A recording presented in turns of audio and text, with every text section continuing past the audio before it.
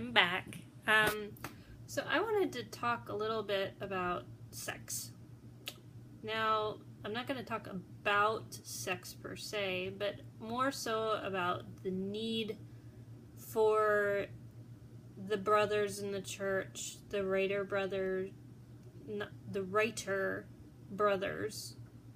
brothers who are authors or writers, to share their experience or share good advice, good biblical counsel. I'm encouraged over the past 12 years. Like, how many years has it been now?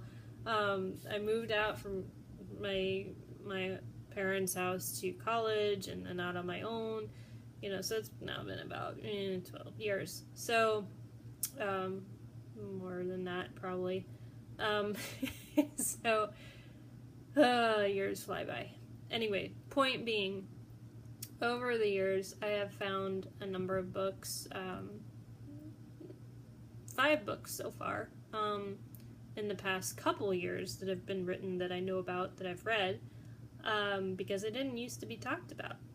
And as a woman, I have read some of what these women have written, and some of them reflect my own upbringing in some aspects of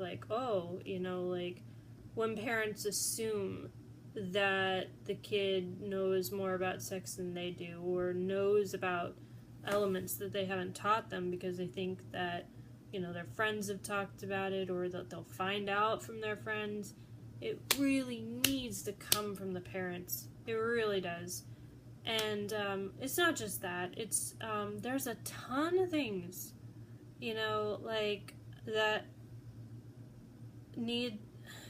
that have started to be addressed in the women's, written by women.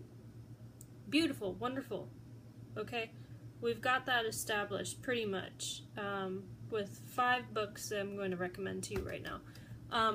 So if you are, actually, no, not this one. Where is it? Okay, so if you are a young man or a young woman, this book is great. Whether you are going through puberty, whether you're at that age, in high school, in college, and, the youth group, or the pastor of the college group or not to down pastors or anything, just that sex is not being talked about. Nobody wants to talk about it. This book is for you. The Fantasy Fallacy. It is by Shannon Ethridge. Right here, when I'm looking at it, it looks funny in the screen, like it's the wrong way, but when it's facing you, you can read it. You can read it the correct way. So it's exposing the deeper meaning and behind sexual thoughts. And she goes into a ton of stuff that's really helpful, really, from a godly perspective. So if you are a young woman or a young man, I find that, is really good for either gender. But also she has written The Sexually Confident Wife, Connecting with Your Husband, Mind, Body, Heart, Spirit. There's another author. Her name is Michelle McKinney Hammond, 101 Ways to Get and Keep His Attention. This is her. That's her cover. Over 100,000 sold. And she's written other books as well. I have not quite read through all this book yet, but it's really good. How to Be Found by the Man You've Been Looking For. And finally, but not last but not least, Redeeming Sex by Deborah Hirsch.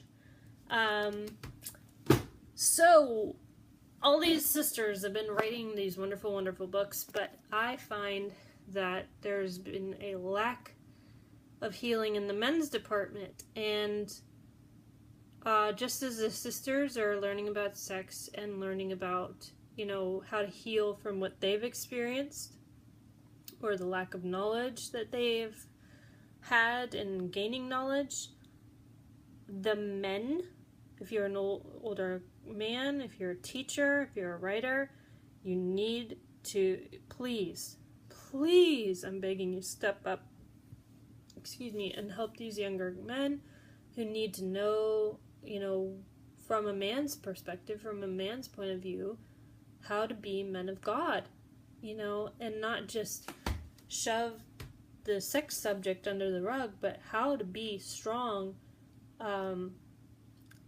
outspoken men of God for him, that a woman just can't do. So there needs to be, because I've heard over the past 12 plus years, story after story after story, testimony after testimony of men who have experienced, being raped by an older gentleman growing up, or, or in their in their early young adult years, just kind of falling into the wrong trap door, so to speak, and being like, oh, what just happened to me, and they're hurting and they don't know how to deal with it, and or having a mother who spoils them, and whatever, or dealing with different things and not knowing a whole lot about women, a godly woman, because being raised Christian and all, like, I experienced these guys who were on like Christian dating sites and stuff like that, or in the Christian realm, or coming into the Christian realm, who really didn't have any experience with an actual godly woman, because all these women who claimed to be Christian were adopting more of an attitude of the world. And see, that's what the men expected. They didn't know how to handle a godly woman. And so then these godly women are being like, well, where's the godly men? It doesn't seem like there are any. There are.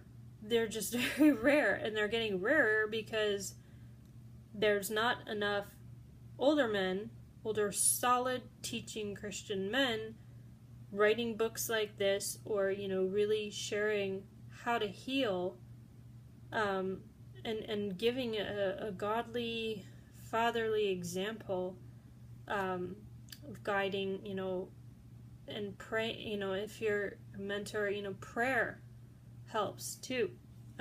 Praying and being able to guide young men in the right way, and training them.